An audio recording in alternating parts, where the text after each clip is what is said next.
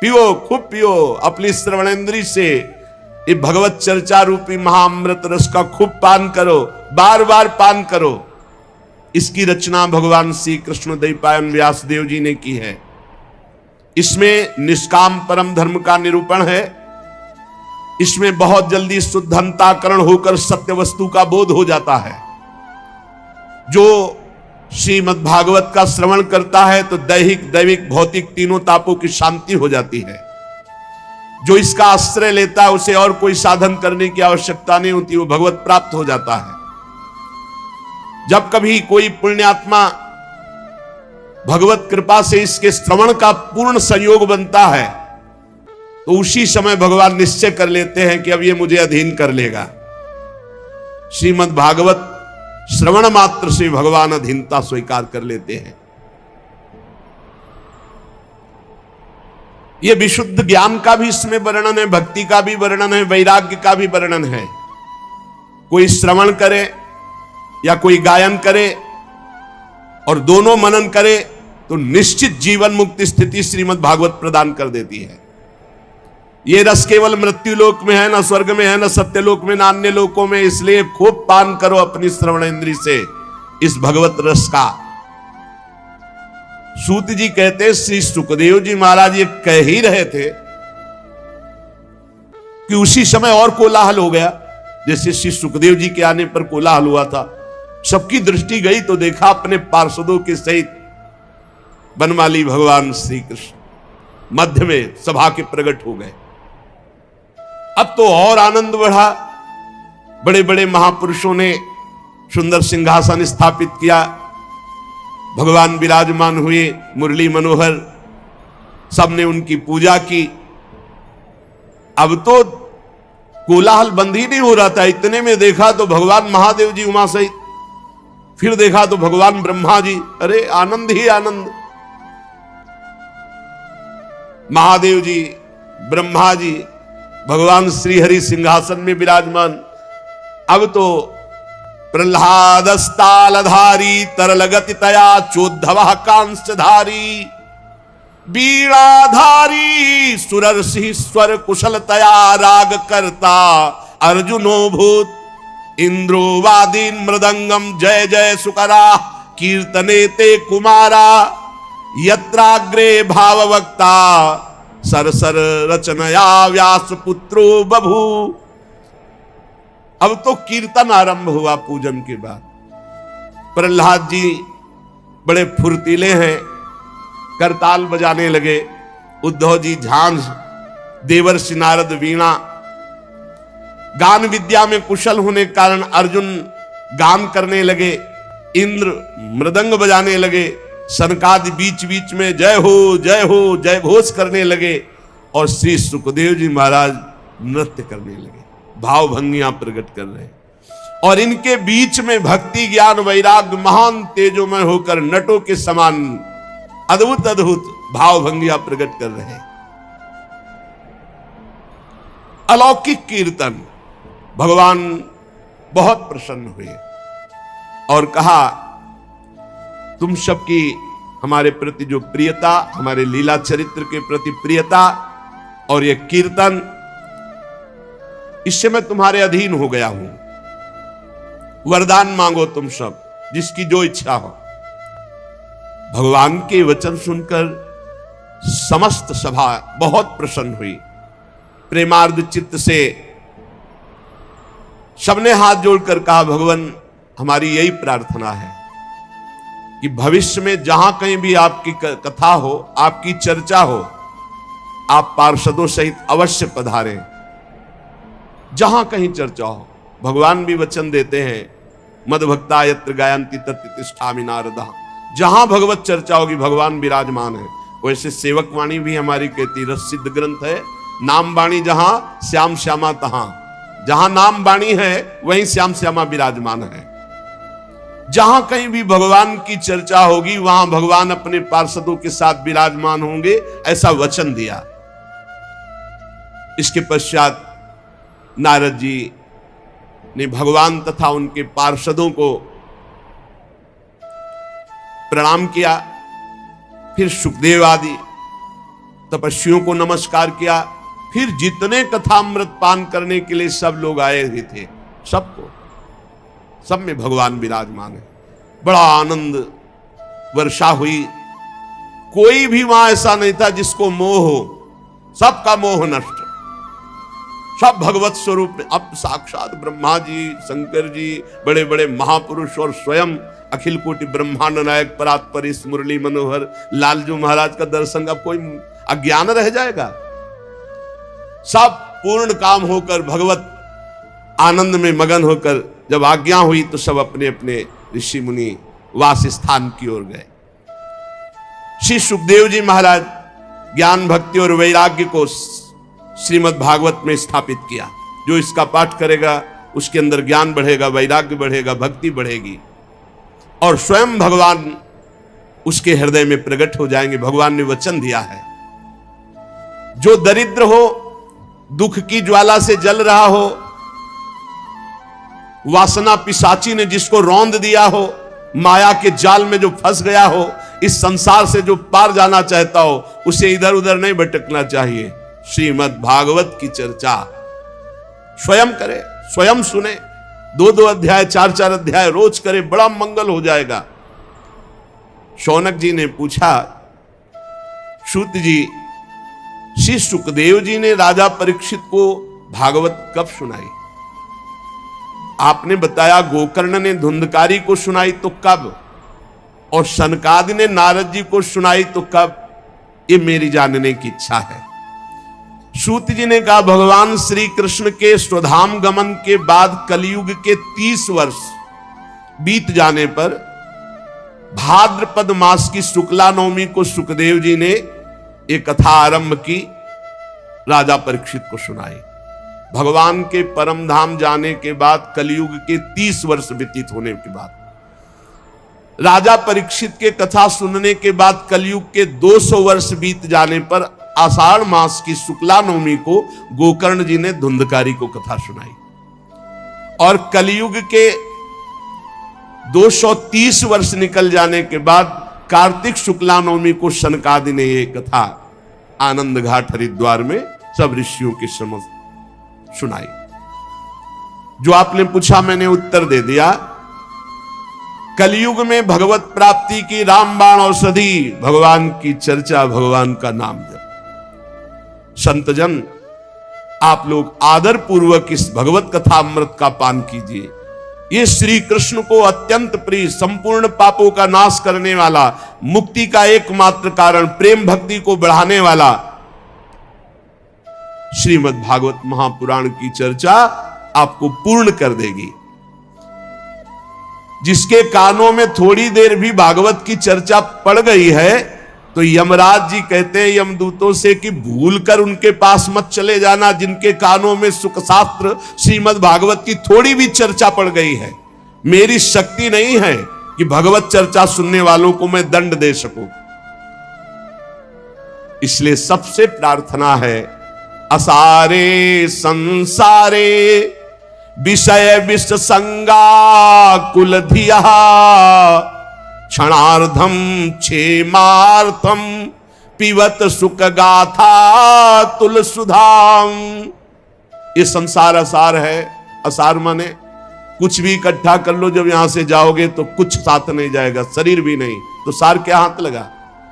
बोले विषय रूप विष की आसक्ति के कारण व्याकुल होकर हे बुद्धिमानों अपने जीवन को व्यर्थ नष्ट मत करो। अरे कुछ ही क्षण, एक घड़ी आधी में पुण्याद, क्षणार्धम क्षेमार्थम पिबत सुख गाथा तुल सुधाम। थोड़ी देर बैठकर चैन से भगवान का नाम जप लो, थोड़ी देर भगवान की चर्चा कर लो, यही सार है। इस कथामृत का पान करो। भाइयों, ये निंदित प्रपंच की वार्ता करके अपने हृदय को मलिन करके क्यों भटक रहे हो?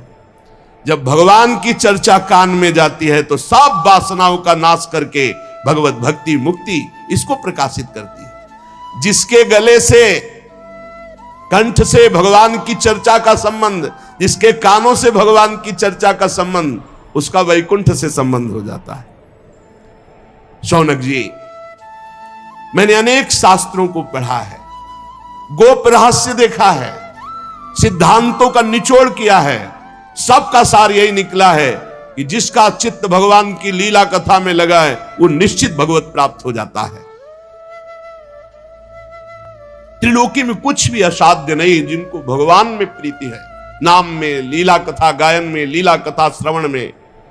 जन्माद्यस्य यतोऽन्वयादितरतस्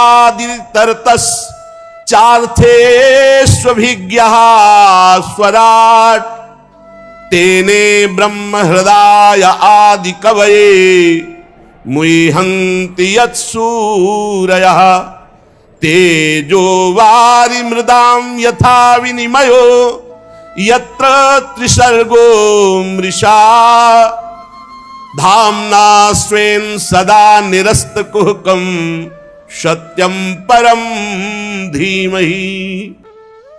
जिससे इस जगत की सृष्टि होती है, इसकी स्थिति पालन होती है और जिससे इसका नाश होता है। ध्यान रखो, परमात्मा से ही इसका सृजन होता है, परमात्मा इसका पालन करता है, परमात्मा ही इसका संहार करता है। जो सद्विवेकी जन है वो संहार में भी भगवान की पवित्र लीला को देखते हैं, क्योंकि जैसे सृजन वैसे ही पालन वैसे ही संहार। समस्त असत पदार्थों से वो पृथक भी है और समस्त असत पदार्थ जो दिखाई दे रहे हैं उसमें वो भरा भी है। बड़ा विचित्र तत्व है, सबसे परे और सब में भरे। वो जड़ नहीं है, वो चैतन्य नहीं है, पर वो जड़ में भी है और वो चैतन्य भी है। वो परतंत्र नहीं है, वो परम स्वतंत्र है। परम स्वतंत्र होते हुए भी आम भक्त पराधीन हो।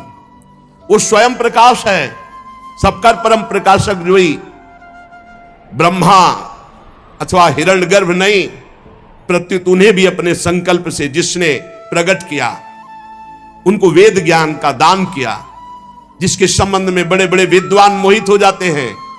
जैसे तेजोमय सूर्य रश्मियों में जल का,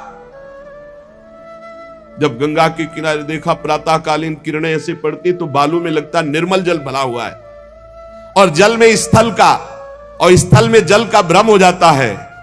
वैसे ही त्रिगुणमयी माया ने भ्रम पैदा कर दिया। जागृत स्वप्न सुषुप्ति रूपा, ये जड़ चैतन्य रूपा ये सृष्टि है नहीं, है वही परमात्मा जिसकी अधिष्ठान सत्ता से ये नाशवान परिवर्तनशील संसार सत्य प्रतीत हो रहा है। उस अपनी स्वयं प्रकाश ज्योति से सर्वदा और सर्वथा माया और माया कार्य से पूर्णता मुक्त रहने वाले परम सत्य स्वरूप परमात्मा का हम ध्यान करते हैं, हम उनको प्रणाम करते हैं।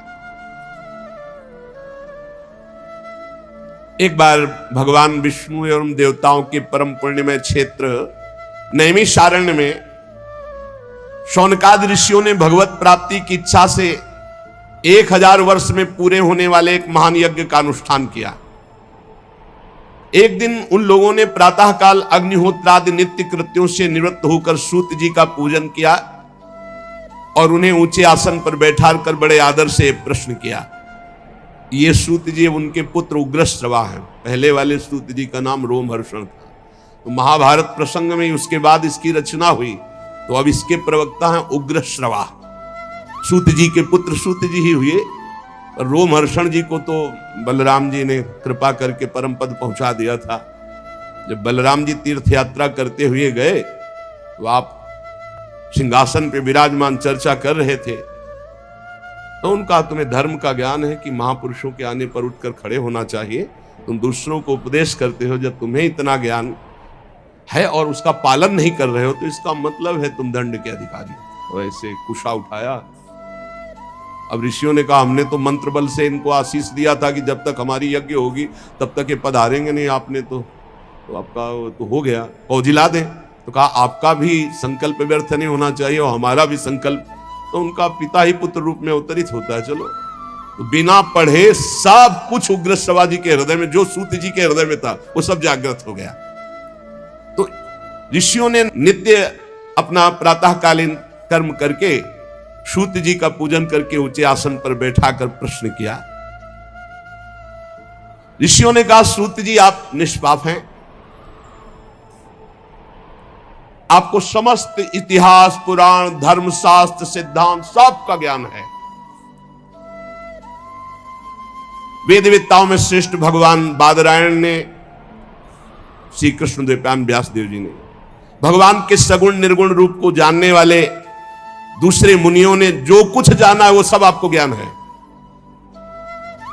आपको सब ज्ञान, जितना ऋषि मुनियों को सबको ज्ञान, जो रचना सब कुछ आपको ज्ञान है। और आप बड़े सरल हृदय के हैं, शुद्ध हैं। इसी से अनुग्रह रूप आपके अंदर यह ज्ञान आया है, कृपा से। गुरुजन अपने प्रेमी शिष्य को अपने हृदय की गुप्त से गुप्त बात बता दिया करते हैं। आयुष्मान, आप कृपा करके बतलाइए कि सब शास्त्रों, पुराणों, गुरुजनों, सिद्धांतों, उपदेशों में कौन सा ऐसा सरल साधन है जिससे कलयुगी जीव भगवत प्राप्ति कर ले? आपको सब ज्ञान है। आप संत समाज के भूषण हैं। इस कलयुग में प्रायः लोगों की आयु कम हो गई है, साधन करने में लोगों की रुचि और प्रवृत्ति भी नहीं है, लोग आलसी हो गए हैं, भाग्य मंद है, समझ थोड़ी है, आयु थोड़ी है, बड़े विघ्न बाधाओं से भरे पड़े हैं, और शास्त्र इतने हैं कि बुद्धि पवित्र हो तब तो पढ़ के निर्णय करें। तो इसलिए महाराज, आप सबका निर्णय करके बता दो कि कलियुगी प्राणियों को भगवत प्राप्ति के लिए कौन सा सरल साधन है, कैसे अंतःकरण शुद्ध हो और भगवान को प्राप्त हो। प्यारे सूत जी, आपका कल्याण हो। आप तो जानते हैं कि यदुवंशियों के रक्षक भक्तवत्सल भगवान श्री कृष्ण वसुदेव जी की धर्मपत्नी देवकी के गर्भ से प्रकट हुए थे। तो क्या कारण, क्या इच्छा, भगवान के अवतीर्ण होने का रहस्य क्या था, उसे हम सुनना चाहते हैं। आप कृपा करके बताइए। भगवान जीवों के परम कल्याण के लिए, भगवत प्रेममयी समृद्धि के लिए अवतार धारण करते हैं। ये जीव जन्म मृत्यु के घोर चक्र में पड़ा हुआ है। इस स्थिति में इसका कभी मंगल नहीं हो सकता यदि भगवान नाम उच्चारण नहीं करेगा। पक्का समझ लो। आपन्नः संस्कृतिम घोराम यन्नामो विवशो गृणन ततः सद्यो विमुच्येत यद विभेति स्वयं भयम। बहुत जोर की बात है। आपन्नः संस्कृतिम घोरा, बार बार जन्म, बार बार मरण, बार बार कर्म के फंदे में फंसा हुआ जीव, ये जब तक भगवान का नाम जप नहीं करेगा तब तक मुक्त होने वाला नहीं। बस नोट कर लो दिमाग में बात।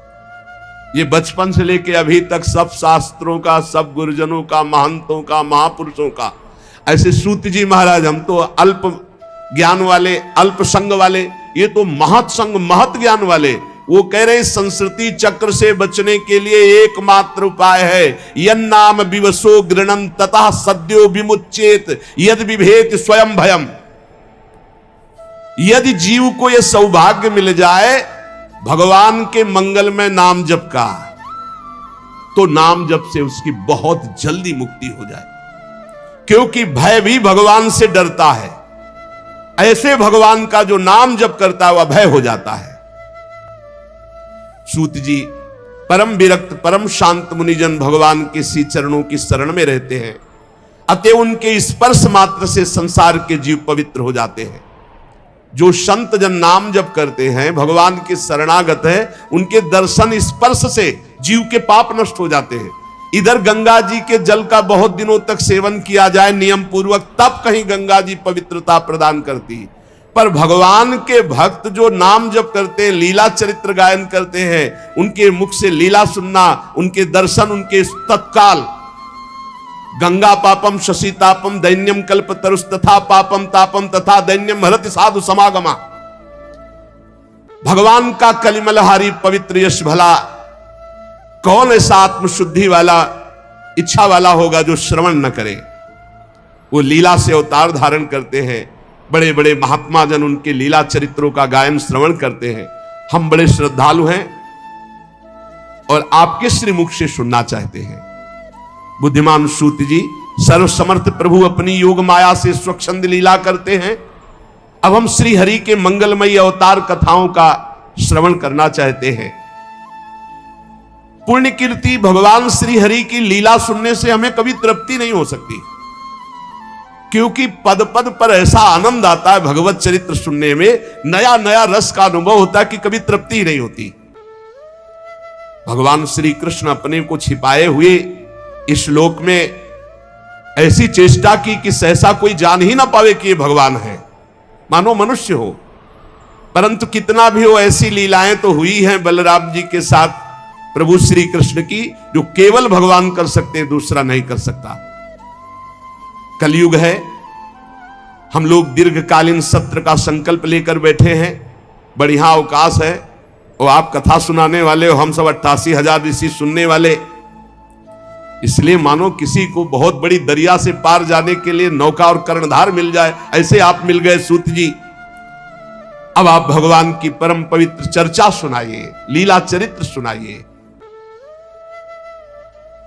श्री व्यास जी कहते हैं, शौनकादि ब्रह्मवादी ऋषियों के ये प्रश्न करने पर रोमहर्षण के पुत्र उग्रश्रवा को बड़ा ही आनंद हुआ। उन्होंने ऋषियों के इस मंगल में प्रश्न का अभिनंदन करते हुए उग्रश्रवा सूत जी बोले।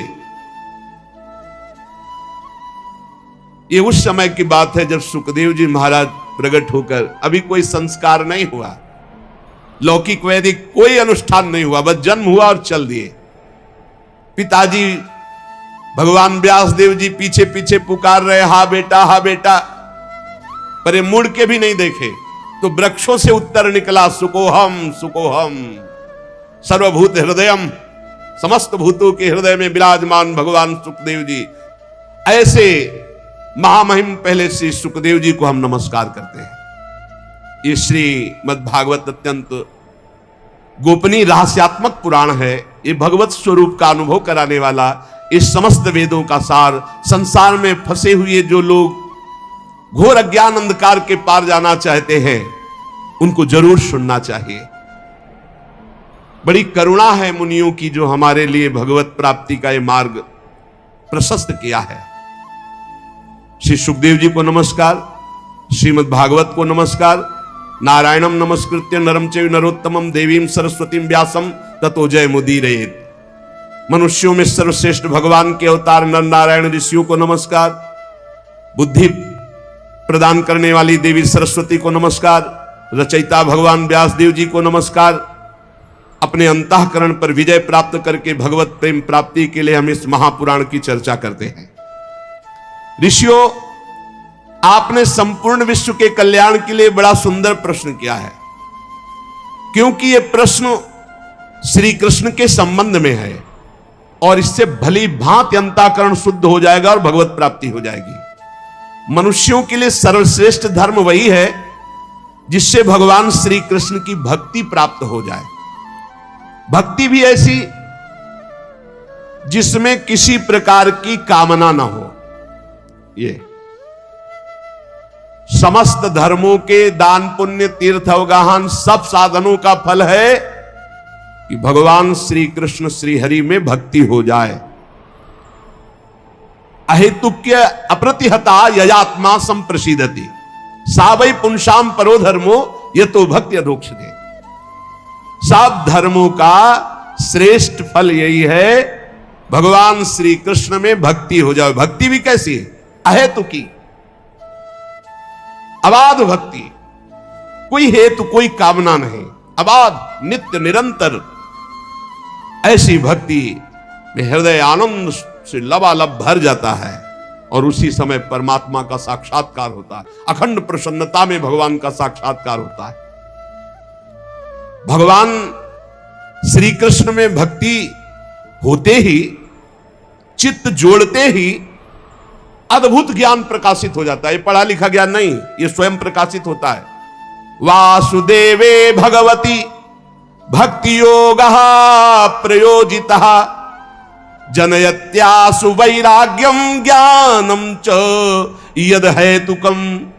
जो ही चित्त भगवान की भक्ति से युक्त हुआ, चित्त भगवान में जुड़ा, अद्भुत वैराग्य, अद्भुत ज्ञान, अद्भुत प्रेम सब प्रकाशित हो जाता है। धर्म का ठीक ठीक अनुष्ठान करने पर भी यदि हृदय में भगवान की लीला चरित्र के प्रति प्रीति न हो सुनने की, जैसे प्यासा पानी पीने के लिए दौड़ता है, ऐसे कथा की बात सुनकर, वहां कथा हो रही, भगवान की चर्चा हो रही, भागकर सुनने की इच्छा। धर्मा स्वनिष्ठिता पुंसाम विश्वक्सेन कथा सुया नोत्पादयेद्यति रतिम श्रम ही एव केवलम। श्रम ही हुआ, बेकार हो गया। खूब धर्मानुष्ठान किया, तीर्थयाटन किया, भगवान की लीला कथा सुनने में रुचि नहीं, तो बोले आपका धर्मानुष्ठान तीर्थयाटन सब व्यर्थ चला गया। श्रम ही केवलम, निराश्रम ही श्रम। धर्मानुष्ठान का फल है भगवान की कथा में प्रीति हो जाना। कथा सुनने में ऐसा, अब हम जी नहीं सकते बिना कथा के। अगर ये हो कि आज कथा सुनने को नहीं मिलेगी तो ऐसा लगे कि आज होगा क्या, हमें सत्संग में नहीं जाने को मिलेगा, कथा सुनने को नहीं मिलेगी, मेरे जीवन का सार फिर क्या। धर्मानुष्ठान तीर्थयाटन सबका फल है कथा में प्रीति हो जाना। अगर भगवत चर्चा में प्रीति नहीं तो बोले श्रम ही श्रम। धर्म का फल आखिरी मोक्ष पदवी, उसकी सार्थकता अर्थ प्राप्ति में नहीं है। अर्थ का फल, रुपये का फल धर्मानुष्ठान, उसका फल भोग विलासिता नहीं है।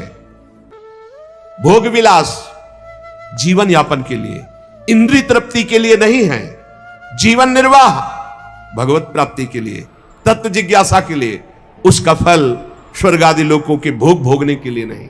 बहुत सुंदर सिद्धांत वर्णन कर रहे हैं। सब धर्मों का फल है भगवान की भक्ति हो जाए, सब धर्मों का फल है भगवान की कथा सुनने में रुचि हो जाए। यदि नहीं तो श्रम ही श्रम है। जीवन का उद्देश्य तत्व प्राप्ति, तत्वबोध, भगवत प्राप्ति।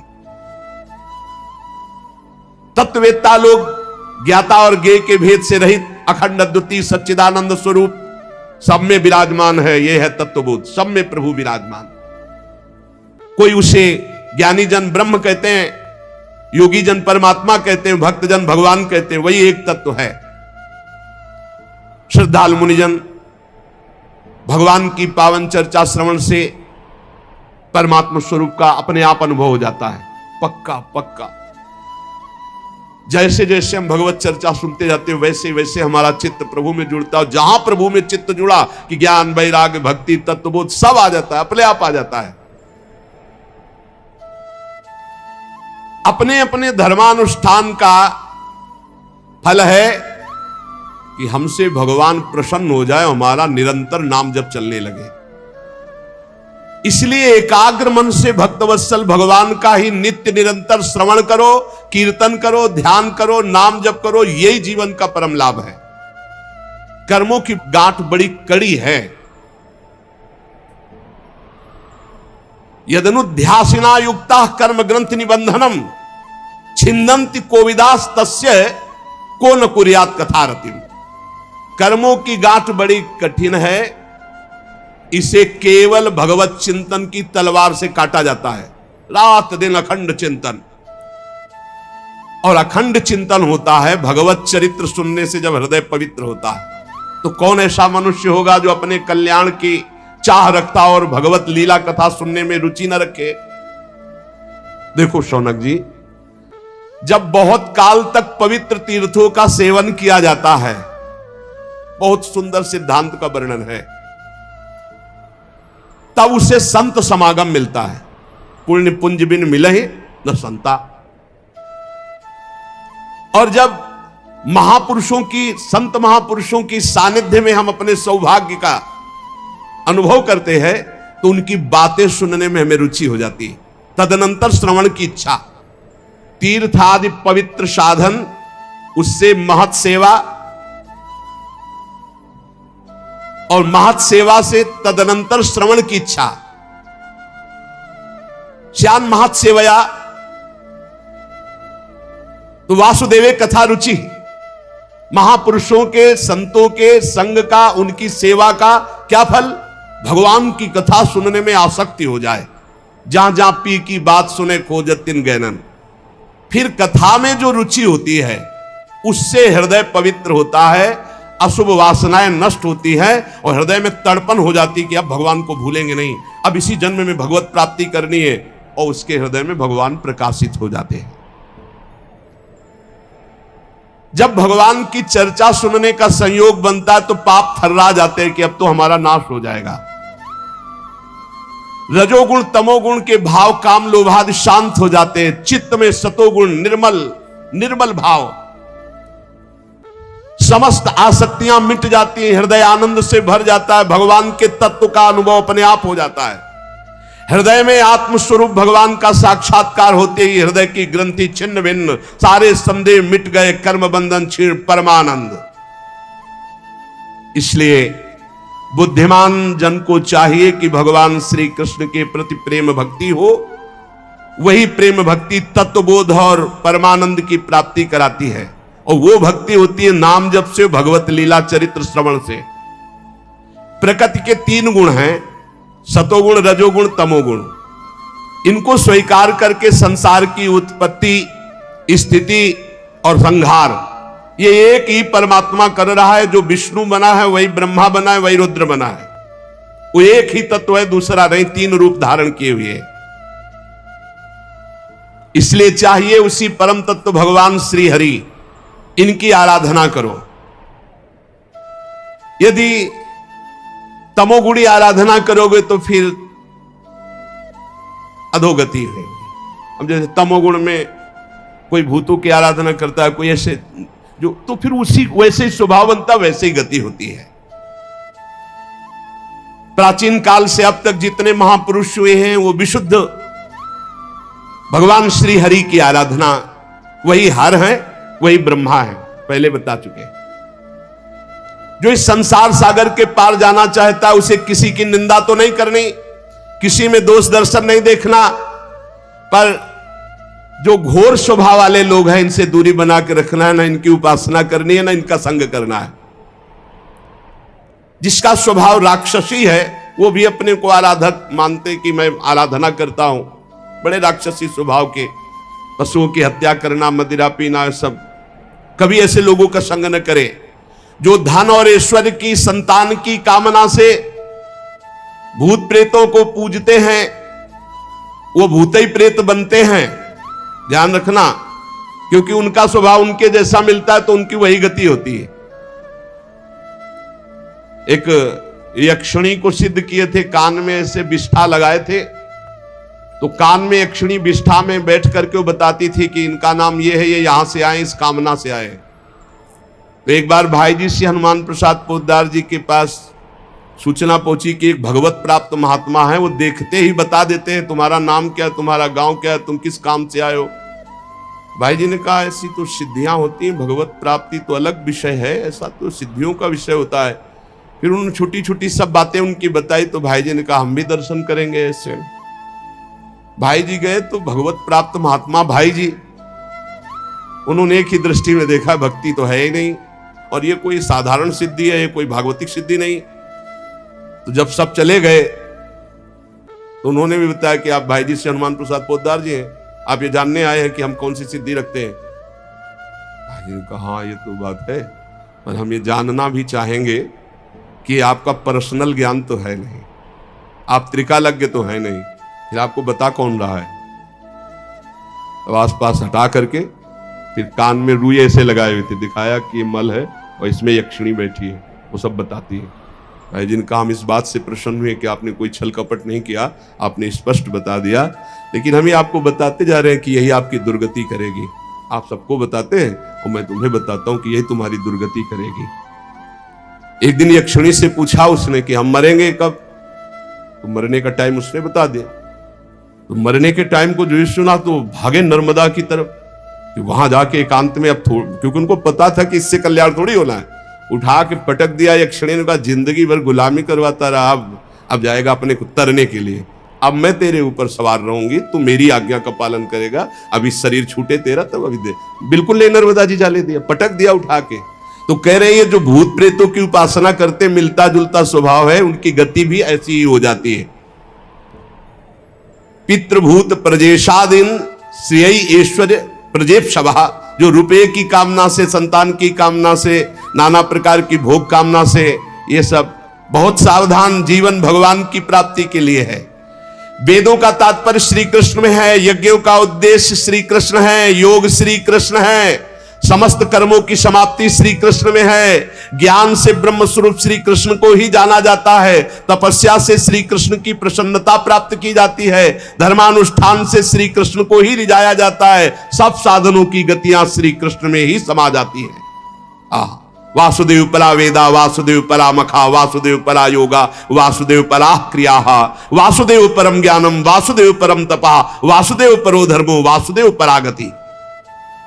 इसलिए अन्यत्र दृष्टि मत दो, अपने मन को घसीट कर सर्वलोक महेश्वर जिन्हें परमात्मा कहा गया, ब्रह्म कहा गया, भगवान कहा गया, उन श्री कृष्ण में चित्त को लगाओ। भगवान के द्वारा ही ये सृष्टि की रचना हुई है, इसका पालन होता है, इसका लय होता है, वो विभिन्न रूप धारण किए हुए वही हैं।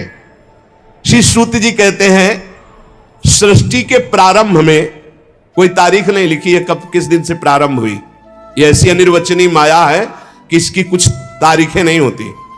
कब आप शिशु से बाल्यावस्था से कुमारावस्था, कुमारावस्था से जवान और जवानी से बुढ़ापा, तिथि तारीख ऐसा किसी को आज तक, चाहे जो कोई हो, बकवास भले लिख ले लेकिन किसी को पता नहीं, क्योंकि अनिर्वचनीय भगवान का जैसे स्वरूप ऐसे माया का भी स्वरूप है। तो सृष्टि के आदि में कब हुई, तारीख, संवत्सर, दिन कुछ नहीं, अनिर्वचनीय। भगवान ने अपने आप से अपने आप के लोकों के निर्माण की इच्छा की, जो ही इच्छा हुई तो महातत्वादि निष्पन्न 10 इंद्रियां, 1 मन, 5 भूत, ये 16 कलाएं प्रकट हो गई। 5 कर्मेंद्री, 5 ज्ञानेंद्री, 10 इंद्रियां, 1 मन, वही अंतःकरण चतुष्टय कहा जाता है। निश्चय के कारण बुद्धि, चिंतन के कारण चित्त, क्रिया स्वीकृति के कारण अहंकार, वस्तुतः 1 मन ही अंतःकरण है। और 5 भूत जिनसे शब्द, स्पर्श, रूप, रस, गंध, आकाश, वायु, अग्नि, जल, पृथ्वी, ये भगवान ही बन गए। जे ही इच्छा की तो महातत्व आदि से निष्पन्न पुरुष रूप ग्रहण किया, 10 इंद्रियां, 1 मन, वही अंतःकरण चतुष्टय, और 5 भूत, 5 ज्ञानेंद्रियां, 5 कर्मेंद्रियां, अंतःकरण चतुष्टय, पंचभूत और उनकी तन मात्राएं, शब्द, स्पर्श, रूप, रस, गंध, आप ही बन गए। ये आप ही बले हैं, सब आप ही बले हैं। तभी संशय नहीं होगा जब ये बात आप सुनकर के स्वीकार करेंगे। उन्होंने जब शब्द, स्पर्श, रूप, रस, गंध के मूल पंचभूत तो उनमें जल भी है, अब वो जल में शयन करने लगे, योग निद्रा का विस्तार कर लिया। कुछ समय बाद उनकी नाभि से वही इच्छा जो मैं बहुत रूपों में हूं, वो एक कमल बनकर के प्रकट हुई। पहले 5 कर्मेंद्रियां, 5 ज्ञानेंद्रियां, अंतःकरण चतुष्टय, 5 महाभूत और 5 तन मात्राएं। अब जल में शयन किया और कुछ समय बाद उनकी नाभि से कमल प्रकट हुआ, और उस कमल में जो प्रकट हुए प्रजापतियों के अधिपति भगवान ब्रह्मा जी प्रकट हुए। चारों तरफ देखा, 4 मुख, और उन्होंने दिव्य दृष्टि से ब्रह्मा जी के पास जो थी देखना शुरू किया कि मैं कौन, कहां, कैसे कैसे आ गया, मैं कौन हूं। भगवान से बड़ी प्रार्थना की, अव्यक्त परमात्मा से। भगवान के उस विराट रूप अंग प्रत्यंग में ही समस्त लोकों की कल्पना हुई। समस्त लोग भगवान में ही विराजमान है, सब में भगवान विराजमान है और सब भगवान में विराजमान है। यह ज्ञान जिसको हो जाता है वो भगवत प्राप्त हो जाता है। यो माम पश्यति सर्वत्र सर्वम च मयि पश्यति तस्याहं न प्रणश्यामि सच में न प्रणश्यति। योगी लोग दिव्य दृष्टि से भगवान के उस स्वरूप का दर्शन करते हैं। वो भगवान का जो स्वरूप है, हजारों पैर, हजारों जांघें, हजारों भुजाएं, हजारों मुखों वाला विराट रूप भगवान का। शास्त्र शीर्षा पुरुषा सहस्राक्षः सहस्रपाद, जो भगवान का स्वरूप है, हजारों पैर वाला, हजारों जांघों वाला, हजारों भुजाओं वाला, हजारों मुखों वाला, हजारों सिर, हजारों कान, हजारों आंखें, हजारों नासिका, हजारों मुकुट, वस्त्र, कुंडल, आभूषण, सब यही भगवान का विराट रूप है। इसी से अनेक अवतारों का प्रादुर्भाव होता है। ये छोटे छोटे अंश से देवता, पशु, पक्षी, मनुष्य आदि योनियों की सृष्टि, ये सब इसी से विराट पुरुष से हुई है। तो सबसे पहले कौमार सर्ग में सनक, सनंदन, सनातन, सनत कुमार, सबसे पहले कमल, कमल से ब्रह्मा, और फिर ब्रह्मा जी ने जो पहली सृष्टि की तो सबसे पहले सृष्टि में प्रकट हुए सनक, सनंदन, सनातन, सनत कुमार। ये चारों ब्रह्म ऋषि जब अवतार लिए तो सृष्टि रचना से बिल्कुल अलग, नियम प्रकट होते हुए अखंड ब्रह्मचर्य, अखंड ब्रह्मचर्य, निरंतर हरिस्तरणम हरिस्तरणम हरिस्तरणम, उदासीन जगत से। दूसरी बार इस संसार कल्याण के लिए समस्त यज्ञों के स्वामी उन भगवान ने जो रसातल में पृथ्वी विराजमान थी उसको लाने के लिए वाराह अवतार धारण किया। ऋषियों की सृष्टि में देवर्षि नारद के रूप में तीसरा अवतार धारण किया। शाश्वत तंत्र का, जिन्हें नारद पंचरात्र कहते हैं, उपदेश किया। उसमें कर्मों के द्वारा किस प्रकार कर्म बंधन से मुक्ति मिलती है इसका वर्णन है। फिर धर्म पत्नी मूर्ति के गर्भ से नर नारायण के रूप में भगवान ने चौथा अवतार लिया। इस अवतार में उन्होंने ऋषि बनकर मन और इंद्रियों का सर्वथा संयम करके, जो तपस्या करना बड़ा कठिन है, उस तप को किया। पांचवें अवतार में भगवान ने सिद्धों के स्वामी कपिल के रूप में अवतार लिया। तत्वों का निर्णय करने वाले सांख्य शास्त्र का, जो समय के फेर से लुप्त हो गया था, आसुरी नामक ब्राह्मण को उपदेश किया। ये भगवान अपने स्वरूप को सृष्टि में कितने रूपों में प्रकाशित किए, ये वर्णन। सबसे पहले भगवान 5 ज्ञानेन्द्रिय, 5 कर्मेंद्रिय, अंतःकरण, चतुष्टय, पंच महाभूत और पंच तन्मात्रा। फिर भगवान नाभि कमल, ब्रह्मा जी, फिर सनक, सनंदन, सनातन, सनत कुमार, फिर भगवान वाराह रूप, फिर देवर्षि नारद रूप, फिर नर नारायण रूप, फिर कपिल रूप। अनुसुईया के वर मांगने पर छठे अवतार में अत्रि की संतान दत्तात्रेय के रूप में भगवान प्रकट हुए। इस अवतार में उन्होंने अलर्क और प्रहलाद आदि को ब्रह्म ज्ञान का उपदेश किया। सातवीं में रुचि प्रजापति की आकुति नामक पत्नी से यज्ञ के रूप में भगवान ने अवतार ग्रहण किया और अपने पुत्र याम आदि देवताओं के साथ स्वयंभू मनवंतर की रक्षा की। राजा नाभ की पत्नी मेरु देवी के गर्भ से ऋषभ भगवान के रूप में अवतार हुआ, जिनके पुत्र भरत जी, जो जड़ भरत जी कहलाए गए। ये 8वां अवतार भगवान का ऋषभ देव के रूप में। इस रूप में परमहंसों का वह मार्ग जो सभी आश्रमियों के लिए वंदनीय है, स्वयं ऋषभ रूप धारण करके दिखाया। करके ऋषियों की प्रार्थना से 9वीं बार वे राजा पृथु के रूप में अवतीर्ण हुए। शौनकादि ऋषियों, इस अवतार में उन्होंने पृथ्वी से समस्त औषधियों का दोहन किया। यह अवतार सबके लिए बड़ा कल्याणकारी हुआ। चाक्षुष मनवंतर के अंत में जब सारी त्रिलोकी समुद्र में डूब रही थी, तब भगवान ने मत्स्यावतार धारण किया, जो 10वां अवतार है। पृथ्वी रूपी नौका पर बैठाकर अगले मनवंतर के अधिपति वैवस्वत मनु की रक्षा की। फिर भगवान ने जिस समय देवता और दैत्य समुद्र मंथन कर रहे थे, उस समय 11वां अवतार धारण किया, कच्छप रूप, जो मंदराचल को अपनी पीठ पे धारण किया। फिर उसी समुद्र मंथन में 12वीं बार धनवंतरी के रूप में अमृत कलश लेकर समुद्र से प्रकट हुए। फिर वही उसी समय 13वीं बार मोहिनी रूप धारण करके दैत्यों को मोहित करके देवताओं को अमृत पान कराया। फिर भगवान ने जो 14वीं बार अवतार लिया, वो बड़ा ही भयंकर रूप था, नरसिंहावतार। अत्यंत बलवान दैत्यराज हिरण्यकश्यप की छाती अपने नखों से फाड़ डाली, जैसे चटाई फाड़ डाली। प्रहलाद जी को सताने के कारण बहुत आवेश में भगवान, बड़ा भयंकर रूप, सब कांप रहे थे एक दहाड़ में, ऐसा नरसिंह रूप। 15वीं बार वामन का रूप धारण करके भगवान दैत्यराज बलि के यज्ञ में गए। अंदर से चाहते थे त्रिलोकी का राज्य, परंतु मांगी उन्होंने केवल 3 पग पृथ्वी। भगवान का 16वां अवतार हुआ परशुराम अवतार।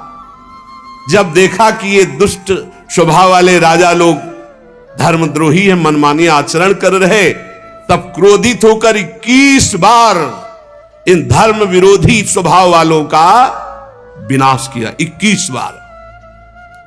इसके बाद 17वें अवतार में सत्यवती के गर्भ से पराशर जी के द्वारा वे श्री कृष्ण द्वैपायन भगवान व्यास देव जी के रूप में अवतीर्ण हुए। उस समय लोगों की समझ और धारणा शक्ति कम देखकर आपने वेद रूप वृक्ष की कई शाखाएं बना दी। 18वीं बार देवताओं का कार्य संपन्न करने की इच्छा से राजा राम के रूप में भगवान ने अवतार धारण किया, जिसमें समुद्र पर सेतु बांधना, रावण वध, बड़ी मंगलमयी लीलाएं भगवान मर्यादा पुरुषोत्तम श्री रामचंद्र जी ने की।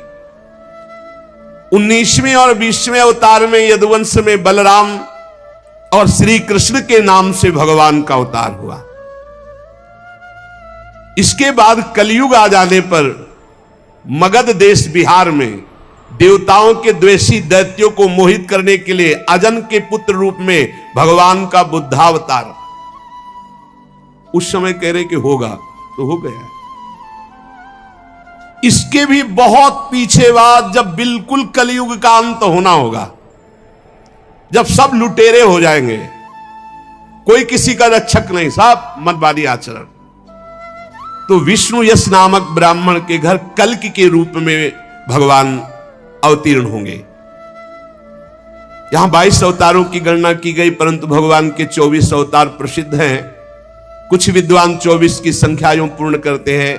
रामकृष्ण के अतिरिक्त 20 अवतार तो उपयुक्त हैं ही, शेष 4 अवतार भगवान श्री कृष्ण के ही अंश हैं। स्वयं श्री कृष्ण तो पूर्ण परमेश्वर है, वे अवतार नहीं अवतारी हैं, अतः श्री कृष्ण को अवतारों की गणना में नहीं गिनते। उनके 4 अंश, एक तो केश का अवतार, दूसरा सुतपा तथा प्रश्नि पर कृपा करने वाला अवतार, तीसरा संकर्षण और चौथा परब्रह्म। इन चारों अवतारों से विशिष्ट 5वें साक्षात भगवान वासुदेव। दूसरे विद्वान ऐसा मानते हैं कि 22 अवतार तो प्रयुक्त है, इनके अतिरिक्त 2 अवतार और हैं, हंसावतार और हयग्रीव अवतार। ऐसे भगवान के 24 अवतार होते हैं। शौनकादि ऋषियों, जैसे अगाध सरोवर से हजारों छोटे छोटे धाराएं निकलती है, वैसे ही भगवान श्री हरि के असंख्य अवतार और होते हैं, जिनका वर्णन नहीं, असंख्य।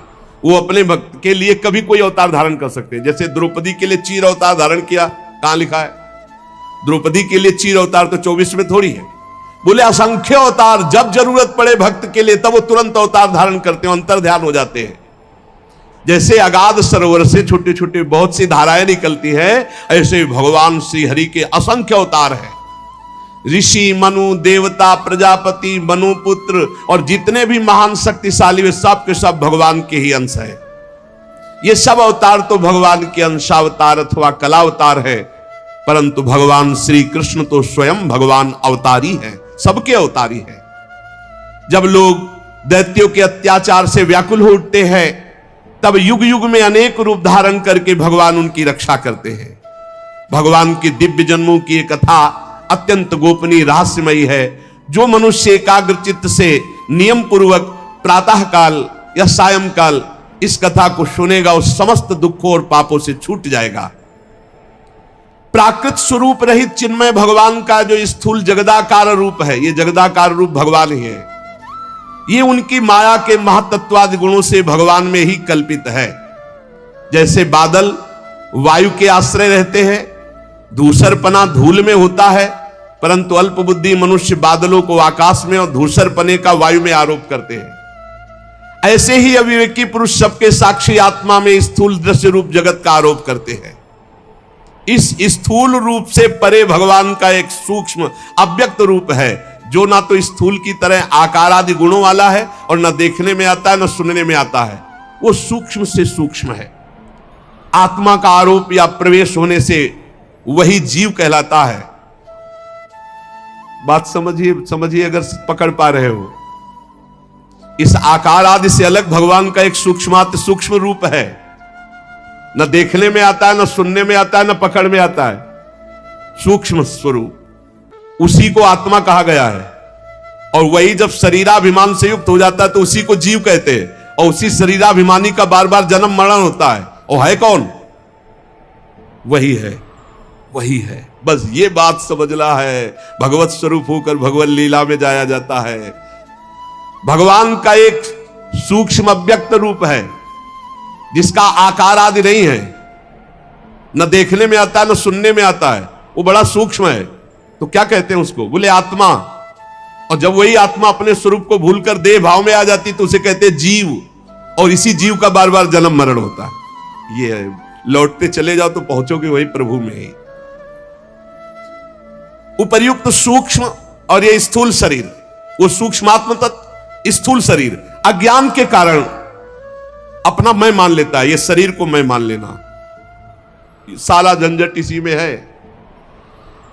अब जिस अवस्था में गुरु प्रताप से आत्मस्वरूप का बोध हो जाए, शरीर से मैंपन हट जाए, उसी समय जीवन मुक्त ब्रह्म स्वरूप तत्वज्ञानी लोग इस रहस्य को जानते हैं। ये बुद्धि परमेश्वर की साक्षात माया है, बुद्धि तुम्हारी। ये जीव इसी बुद्धि में आसक्त होकर दुर्गति को प्राप्त हो रहा। जैसा निर्णय बुद्धि करती वैसे वो करता है, इसलिए बंधता चला जाता है। और जीव है कौन? बोले परमानंद में साक्षात परमात्मा। ये शास्त्र कह रहा है, शास्त्र। आप भूल से शरीर में आसक्त हो इसलिए जीवात्मा, और शरीर का भाव छोड़ो और परमात्मा स्वरूप में तो ब्रह्मविद ब्रह्म ही भवति। अभी आप वही थे जो जिसकी आराधना कर रहे हैं, हम वही है, उसी के अंश है, उसी के स्वरूप है। जब गीध अपने शरीर को छोड़ के जाता है तो कौन सा रूप होता है? हरि रूपा। गीध देह तज धरि हरि रूपा। भगवान के धाम में कौन सा रूप? हरि रूप लेके। जैसे निकुंज में कौन रूप? प्रिया सहचरी, प्रियाजू का प्रतिबिंब रूप।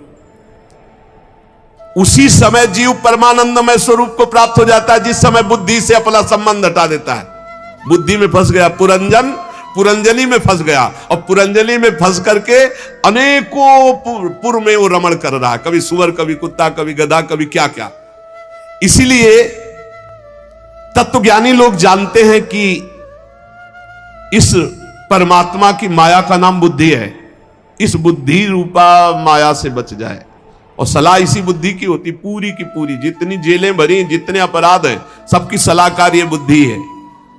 और भगवान कहते हैं मुक्त होना है तो बुद्धि को मेरे में अर्पित कर दो। मय्ये मन आधत्स्व मयि बुद्धि निवेश है। वास्तव में कोई जन्म मरण नहीं।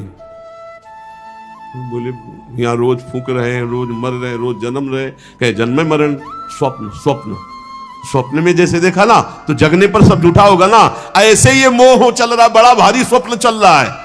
अब भगवान कृपा करे तुम जाग जाओ तो तुम भी यही बोलोगे जैसा शास्त्र में लिखा है। तो क्या करें? बोले हृदयेश्वर भगवान की उपासना करो, भगवान की आराधना करो, तो तुम्हारे अंदर ज्ञान जागृत हो जाए, तुम जग जाओ। भगवान की लीला अमोघ है। उन्हीं की लीला से सृजन होता है, पालन होता है, संहार होता है। किंतु भगवान किसी में आसक्त नहीं, ना सृजन में, ना पालन में, संहार। बोले भगवान को दुख नहीं होता है मर रहे? नहीं होता। क्यों? आप फिल्म देखते हैं, आपको दुख होता है क्या? तो बोल दे तुम बड़े निर्दयी हो यार, उसको पिटवा रहे हो। पागल हो? फिल्म चल रही, कोई असली में पिट रहा है क्या? कुछ नहीं, असली में कुछ नहीं हो रहा। असली में ये सब एक साथ बैठकर ठंडा पानी पीते हैं और फिर गुस्सा का रोल करते हैं आके। अच्छा ऐसा होता है? बोले ऐसा है, कोई असली में कुछ नहीं हो रहा है, बस असली में यहां कुछ हो रहा है। जगत नाटक वही भवा, वहां तो कम से कम 2-4 रोल वाले हैं। एक हीरो है, एक हीरोइन है, और एक बिलियन, क्या कहते हैं, बिलियन, हाँ वही वो खलनायक है, और बड़े, और यहां एक ही सब कुछ बोला हुआ है। यहां पर्दा भी वही है, नाटक मंच भी वही है, डायरेक्टर भी वही है, और पात्र भी वही है, और दर्शक भी वही। कमाल का ये रहस्य रघुनाथ कर बेगिल जाले कोई, और जो जाले रघुपति कृपा तो सपने मोह ना होए। तो बोले भगवान को दुख नहीं होता? बोले नहीं होता। कैसे? जैसे तुम नाटक फिल्म में देखते हो, ये सब आग लग गई, सब नष्ट हो गया, सब मर गया, तो आपको बाद में आंसू पोंछते निकलते हो क्या? हंसते निकलते हो। कोई पूछे इतना जोर का वहां काट मार मची, अरे यार नाटक चल रहा था। तो जगन नाटक वही भवा, वहां तो दूसरे के द्वारा नाटक चल रहा था, यहां तो अपने आप से अपने आप में खेल रहा है। वो अपने आप से अपने आप का सृजन कर रहा है, अपने आप से अपने आप का पालन कर रहा है, अपने आप से अपने आप का संहार कर रहा है। बिल्कुल उसको दुख नहीं। बोले हमें तो बहुत दुख हो रहा है। जैसे स्वप्न में तुम्हें थप्पड़ियाए जाओ तो दुख नहीं होगा, तो जगने पर बताओ कितने थप्पड़ लगे थे, तो हंसी केवल आएगी कि नहीं आएगी? कहा जाए लाओ मलहम लगाना, स्वप्न में बहुत पिटाई हुई थी। पागल हो क्या, वो स्वप्न था, वो स्वप्न था। तो जेहि जाने जग जाए हेराई, जिस तत्व के जान लेने के बाद ये संसार खो जाता है। कैसे?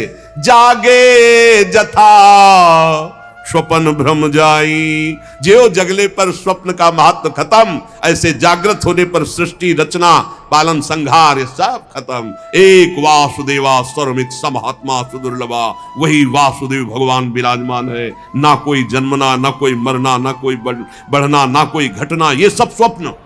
उमा कहूं मैं अनुभव अपना, सत हरि भजन जगत सब सपना, जो सपने सिर काटे कोई, बिनु जागे दुख दूर न होई। जगना पड़ेगा भाई, स्वप्न देख रहे, भगवत लीला गायन, भगवत नाम जप, इससे आप भगवान की कृपा का अनुभव करेंगे, तब आप समझ पाएंगे कि भगवान की करामात क्या है। ये करामात बड़ा भारी जादूगर, अपने आप से, अपने आप में सब जादू, कैसा रूप, कितना जादूगर। अगर माथे में नाक होती तो अलग पहचाना जाता, सबकी आंख एक ही जगह है, माथे के नीचे आंखें, आंख के नीचे नाक, नाक के नीचे मुंह, और इतने लोग हैं।